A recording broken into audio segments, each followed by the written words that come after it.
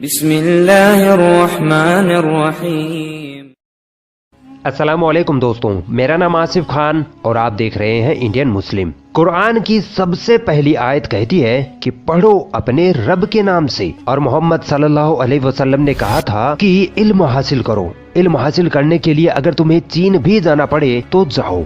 इन दो बातों से मालूम होता है कि इस्लाम में एजुकेशन या इल्म पर किस हद तक जोर दिया गया है। खुद कुरान में लगभग 1000 से ज्यादा ऐसी आयतें हैं जो साइंस से रिलेटेड हैं। कुरान को ही आधार बनाकर मुसलमानों ने हर क्षेत्र में इल्म हासिल किया और वे बड़े बड़े वैज्ञानिक बनते चले गए।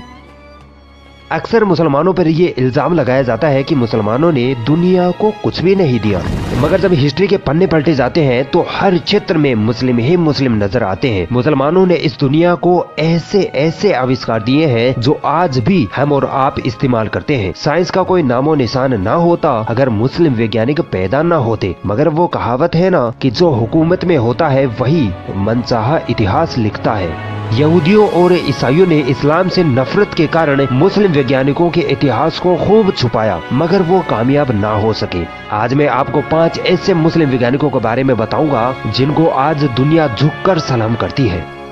मोहम्मद अल-गफीकी। दोस्तों, आपने मोतियाबिंद बीमारी के बारे में तो जरूर सुना होगा। इसमें आंखों के आगे एक सफेद जाला सा आ जाता है जिसकी वजह से धुंधला दिखाई देने लगता है। आपको ये जानकर हैरत होगी कि आज से लगभग 900 साल पहले ही एक मुस्लिम वैज्ञानिक और डॉक्टर मोहम्मद अल-गफीकी ने इस बीमारी का सटीक इलाज करके दिखा दिया था। अल-गफीकी ने इस बीमारी के इलाज के लिए एक ऐसे इंजेक्शन या सुई का आविष्कार किया जिसको आंखों के लेंस में घुसोकर उस सफेद जाले को निकाला जा सकता था। सोचिए, 900 साल पहले आंखों में सुई घुसोकर बीमारी का इलाज कर देना कितनी हैरत की बात थी। मोहम्मद अल-गफीकी आई स्पेशलिस्ट थे और मेडिकल फील्ड में उनका बहुत बड़ा योगदान रहा है। चिकित्सा के क्षेत्र में लिखी उनकी किताबों को आज भी वैज्ञानिक उपयोग में लेते हैं। इनकी इस खिदमत और काबिलियत को देखते हुए सन 1965 में स्पेन की गवर्नमेंट ने इनकी 800वीं डेथ एनिवर्सरी पर इनको सम्मान करते हुए इनकी एक प्रतिमा भी लगाई। नासिर अल-दीन तूसी।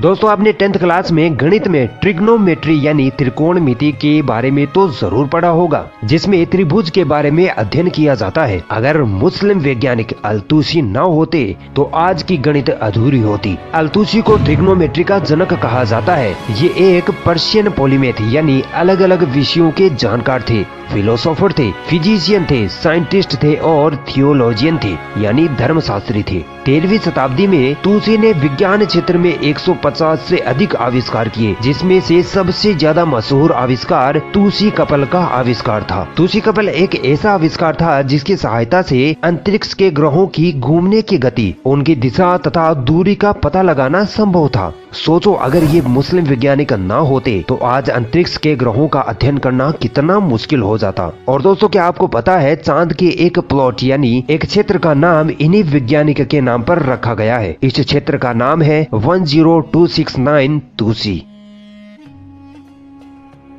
इब्ने खल्दून।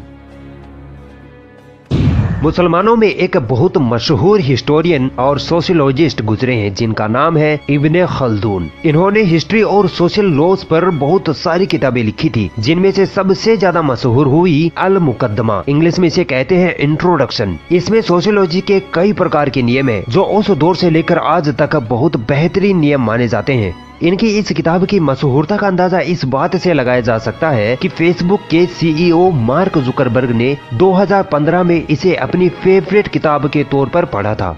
दोस्तों, ये अरब के रहने वाले थे। इन्होंने साहित्य, धर्म, ज्योतिष, अर्थशास्त्र यानी इकोनॉमिक्स आदि अनेक विषयों में महारत हासिल कर रखी थी। ये एक ऐसे मुस्लिम इतिहासकार थे जिनकी किताबों को आज तक दुनिया के कई देशों की यूनिवर्सिटियों में पढ़ाया जाता है।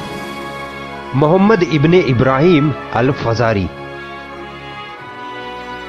दोस्तों ये वो वैज्ञानिक थे जिन्होंने फिलोसॉफी, मैथ और एस्ट्रोनॉमी में महारत हासिल कर रखी थी। इन्होंने अंतरिक्ष पर खूब रिसर्च की थी और एक डिवाइस भी बनाई जिसे एस्ट्रोलोब कहते हैं। इस मशीन की मदद से दिशा का सटीक अंदाजा लगाया जा सकता था, तारों की स्थितियों के बारे में पता लगाया जा सकता था कि कौन सा तारा कब और कहाँ होता है और कुछ समय बाद उस तारे की स्थिति क्या होगी। इस एस्ट्रोलोब की खास विशेषता ये थी कि इसके द्वारा काबे की दिशा को फाइंड आउट किया जा सकता था। एस्ट्रोलोब उस वक्त का एक कंप्यूटर माना जाता था और इसी एस्ट्रोलोब डिवाइस की मदद से आज वैज्ञानिकों ने दिशा का पता लगाने वाली मशीन कंपास का आविष्कार किया है। दोस्तों आज से लगभग 1000 साल पहले ही इन्होंने घड़ी का आविष्कार कर दिखाया था। बस वो घड़ी आज की घड़ियों से काफी बड़ी हुआ करती थी। इसे एलिफेंट क्लॉक कहा जाता था। इसके द्वारा रात के समय का पता लगाया जा सकता था कि रात का कितना समय गुजर चुका है और कितना अभी बाकी है। दिन का समय तो सूरज को देखकर पता लगाया जा सकता है कि अभी कितनी दोपहर बाकी है, कितनी देर बाद शाम हो जाएगी। मगर रात का क्या पता लगाया जाए, 11 बजे है या 1 बजे है, क्या फर्क पता लगेगा। मगर 1000 साल पहले ही इस मुस्लिम वैज्ञानिक ने ये डिवाइस बनाकर इस कारनामे को अंजाम दे दिया था।